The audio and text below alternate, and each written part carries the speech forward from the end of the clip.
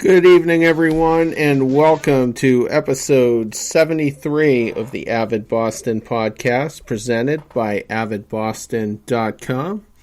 For those of you staying up late watching on Periscope and Facebook Live, you can also find the show on SoundCloud within 30 minutes of the conclusion of this broadcast. You can also find it on iTunes by your AM commute. You can find it on Spreaker, YouTube, Player FM, and iHeartRadio as well. And in the link on top of the Periscope box, that'll bring you to the podcast section of AvidBoston.com. So, Red Sox just took 2 out of 3 against the Tampa Bay Rays, and we will get into that discussion momentarily. If you haven't listened to the show before, my name is Terry Cushman, and I am joined, as always, by my two co-hosts, Dave Kwiatkowski and Austin Hartsfield. Dave, how are you? I'm doing great, as always, Terry. Okay. It is good to always be doing great. It is. It's just, I'm happy. When the Red Sox are historically good, it's hard to be upset. Yeah. I mean, we could be Royals fans, right?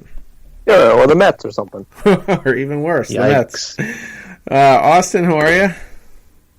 I'm good. When Dave answered that, he was like, happy as always. All I thought about was Gordon Hayward's daddy's always happy. That's it. Daddy's always happy over here.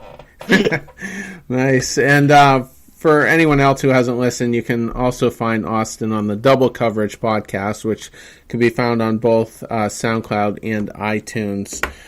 So I will get right into the recap here. Game 1 against the Tampa Bay Rays, Brian Johnson went 5 2/3 innings, gave up 5 hits, 3 runs, all earned, which came in the first inning. Rough start for him. At the bottom half of the second, Xander Bogaerts responded with a 2-run triple, and Kiermaier kind of proved that Jackie Bradley is the best defensive center fielder when he could not come up with that ball hit out to the triangle. Nunez drove in Bogaerts later on. 5th inning, Mitch Moreland drove in Mookie Betts. JBJ, JD Martinez also had RBIs. Bullpen was perfect. Hembree, Brazier, Barnes, Thornburg didn't give up a single hit. Stanek and Chirinos combined for all 7 of the runs given up by the Rays. Sox win that game 7-3. David Price got the start for Game 2, went 7 strong, gave up 5 hits, 2 runs, both earned. 2 walks and 8 strikeouts. Pretty dominant overall, as he has been lately. Mitch Moreland got the offense started with a 2-run double. And then later on in the first, Glasnow, who was just acquired in the Archer trade from the Pirates, loaded the bases and then walked in Kinsler. Inning could have been over when Brock Holt hit a routine grounder into the shift, which could have been a double play, but Jake Bowers overthrew the ball to second, which sailed into right field. Martinez and Bogaerts both scored. JD Martinez would go on to hit his 38th home run of the season in the third inning. The only blemish for Price was in the sixth inning when C.J. Cron hit a 2-run shot. Brazier and Kimbrel were both perfect in relief as well. Sox win that one 5-2.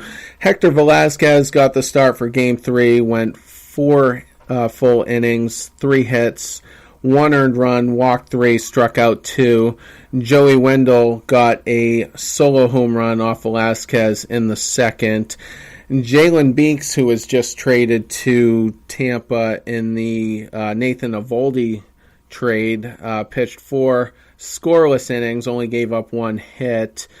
Both bullpens were perfect until the ninth inning when Matt Barnes decided to try throwing a split-finger fastball, which he does not often throw. That ended up landing into the monster seats. The Sox lost that game 2-0. So at least they took 2 out of 3. We'll take a series win. So go ahead, Dave, with the next segment. So we have a new segment for anyone that hasn't listened in a little bit or just starting to listen, where we're doing shout-outs and call-outs for the Red Sox. And basically it's just exactly what it sounds like. If one of us thinks a player really excelled, we're going to give them a nice little shout-out. If we think someone, really sucked or really needed to be called out for, maybe a certain thing or just a bonehead play, we're going to do that as well. In a series like this where we took 2 out of 3 and the pitching was great again today and the bats were good, just not great, I'm not going to call anybody out, but I am going to shout out my boy, my now new boy, because he's been great, David Price. Since the All-Star break, him and Sale combined for an under 2 ERA. He's been absolutely lights out. He continues to dominate against his former team in Tampa, as he's continued to do ever since he left that franchise. And he is continuing to lower his ERA every single start. He is controlling the ball. He's throwing a lot of strikeouts, not giving up a ton of home runs. He gave up 1 in the start, but it's usually for a solo shot or just a 2-run shot later in the games, which just means he's getting a little bit tired. So I'm really happy with how he's been doing, and if he can continue this, he might be more valuable in the rotation, although I still think in the bullpen, the playoffs, he's just better because of his versatility. Welcome to the club, Dave. Yeah, and it's good. For now, I'm happy to be here. I just need him to do this for now, right? 2 months. That's all. Just for the record, I'll shout out David Price if he wins a postseason game. We know. Hey, he's going to have his shot to prove he can beat a postseason roster this week. I'm so excited for it, too. My shout-out is actually for Brazier. Brazier's been nails ever since we called him up. I mean, ever since he came out of his hiatus or retirement or coming out of baseball, I guess is what we're going to call it. Yeah, he was over in China or Japan. Yeah. Well, welcome back to the majors, and thank goodness that you wore a Red Sox uniform. I mean, 2 innings. I think it was 3 Ks, and he was flawless. I mean, besides the 1 hit. He certainly looks like a bona fide 8th inning guy, so that's nice to see. And as I was saying in the intro, the bullpen has been perfect, and his stability probably adds a lot to that. So nice score by the Red Sox. Anyway, my shout out today. You always do that. I do. I flub it every time. That's why I gave it to David, and I still flub it. He just loves talking shit. That's why. that's true. I've never talked shit though. I mean, here we go. Only every other hour of the day on my Twitter feed. But all right. So mine will go to Xander Bogaerts, who has 6 hits over the course of the last week, including a couple key hits in this series. 3 of those were doubles. He's hitting 400, and his OBP is 500 in that span. So he's providing that robust offense that we've always hoped he would, and unlike previous years where he kind of faded after the All-Star break, there's no sign of that this year. So he's my shout-out this week, and hopefully it continues. Yeah, I don't see why it wouldn't continue. That's for sure. Right. Austin, do you have a call out or no? Or am I going to be the only one? No, I have a call out. It's a very minor one. I mean, the bottom of the order went, I think it was 3 for 24 or something like that. The first two games. Actually, I think it was the last two games. They were pretty good the first game. It's just a minor nitpick, you know. But nothing really major. Yeah, mine is fairly minor as well, although he has been on the wrong end of this pattern, and it goes to Brock Holt for getting picked off in Game 2.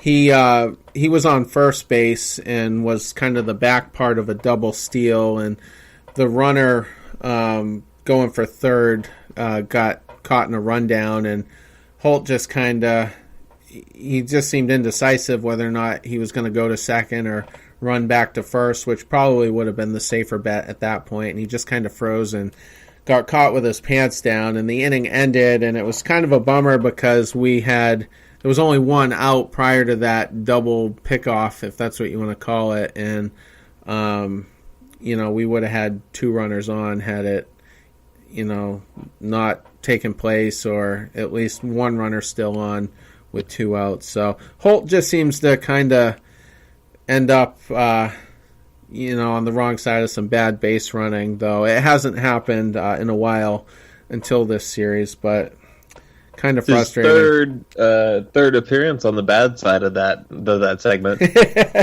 I guess so, but I mean, he's a good clubhouse guy, so maybe that's where his value really is. Super cheerleader. Yeah, exactly. He's like, especially with Benintendi.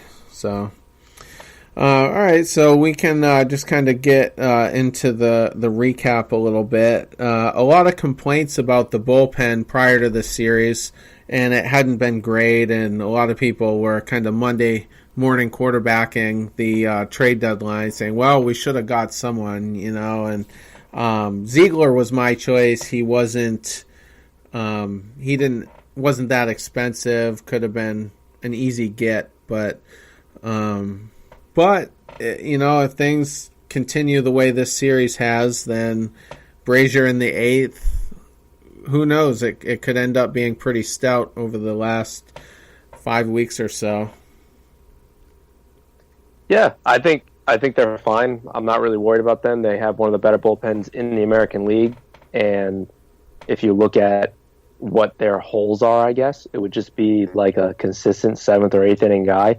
Seems like they take shifts every other month. It was Kelly the first 3 months of the season, then it was Thornburg when he came back. Now it's Brazier. Then Hembry was in there for a little bit. Barnes was nails for a couple weeks. So it's a revolving door there. But the good thing is that when one guy is slumping, somebody else is picking it up because we do have a lot of depth there. And like we've been saying for a while on this podcast, you get instant replacements between people when the postseason comes around because your starters go in there, your relievers become mid relief, long relief, whatever.